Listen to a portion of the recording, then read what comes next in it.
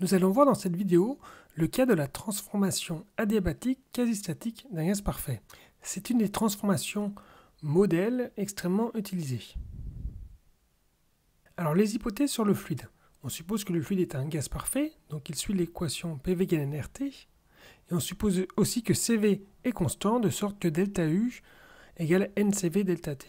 La transformation est adiabatique, il n'y a aucun échange de chaleur pendant celle-ci, et elle est aussi quasi-statique, de sorte que le travail reçu par le gaz s'écrit comme moins l'intégrale de PDV.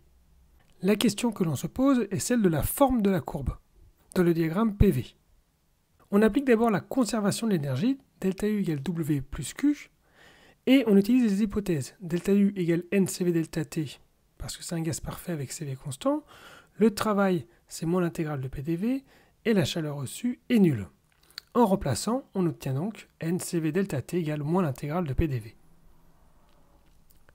Cette transformation est quasi-statique, c'est-à-dire qu'elle est une succession d'états d'équilibre de transformation infinitésimale. La pression et la température sont définies à chaque instant. Et aussi, PV égale nRT est valable à chaque instant, puisqu'on est à l'équilibre à chaque instant. ΔT, la variation de température, s'écrit simplement comme l'intégrale de petit dt, de petites variations. On a donc NCV ΔT, c'est NCV l'intégrale de petit dt. En remplaçant, on a donc NCV intégrale de dt égale moins l'intégrale de PDV. C'est valable sur la transformation totale, mais c'est aussi valable à chaque instant, puisque la transformation est une succession de transformations infinitésimales. On a donc NCV dt égale moins PDV. Cette formule NCV dt égale moins PDV, on va la combiner avec PV égale nRT, et en faisant quelques calculs, on arrive à la formule suivante, CV dt sur T égale moins grand R dV sur V. On va maintenant utiliser cette formule-ci, et on va définir ce qu'on appelle l'indice adiabatique gamma.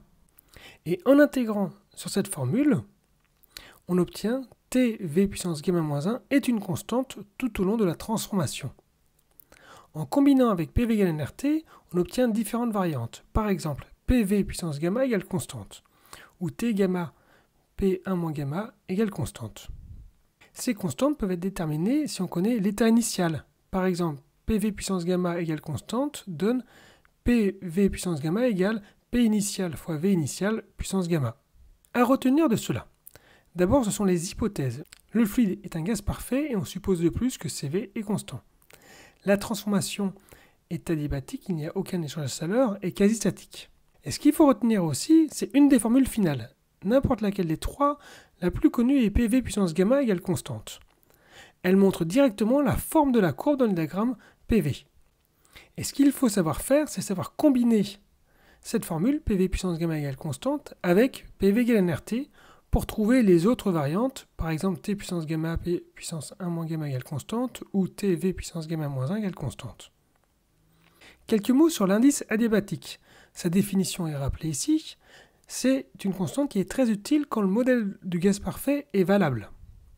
Sa valeur varie en fonction du gaz parfait, puisque CV, je vous rappelle, n'a pas la même valeur en fonction du gaz, et même en général en fonction de la température.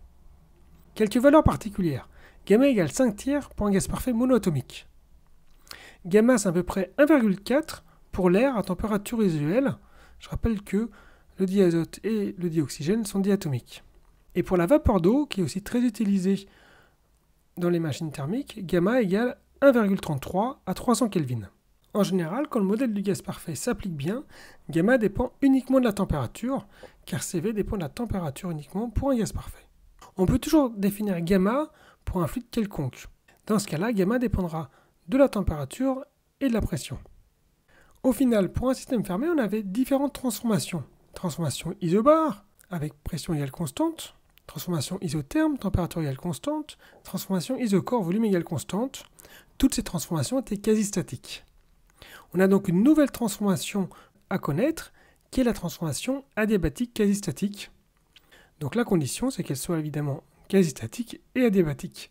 Et pour un gaz parfait, en faisant l'hypothèse que CV est une constante, on a PV puissance gamma égale constante.